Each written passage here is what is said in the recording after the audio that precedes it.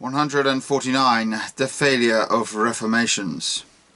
It testifies to the highest culture of the Greeks, even in rather earlier ages, that attempts to establish new Grecian religions frequently failed. It testifies that quite early there must have been a multitude of dissimilar individuals in Greece, whose dissimilar troubles were not cured by a single recipe of faith and hope.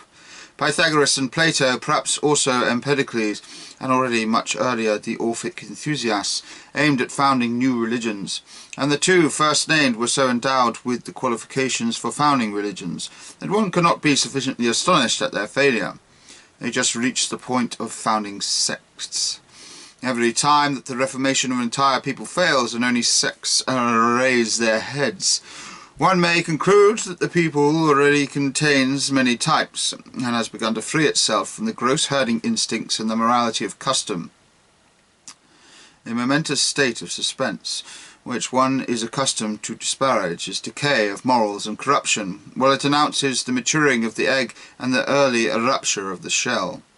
That Luther's Reformation succeeded in the north is a sign that the north had remained backward in comparison with the south of Europe, and still had requirements tolerably uniform in colour and kind, and there would have been no Christianizing of Europe at all, if the culture of the old world of the south had not been gradually barbarized by an excessive admixture of the blood of German barbarians, and thus lost its ascendancy.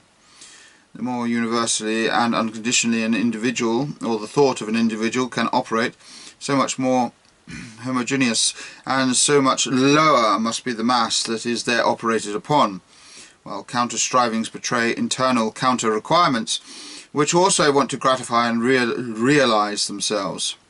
Reversely, one may always conclude with regard to an actual elevation of culture, when powerful and ambitious natures only produce a limited and sectarian effect.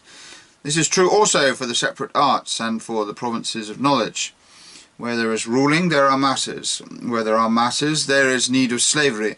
Where there is slavery, the individuals are but few, and have the instincts and conscience of the herd opposed to them.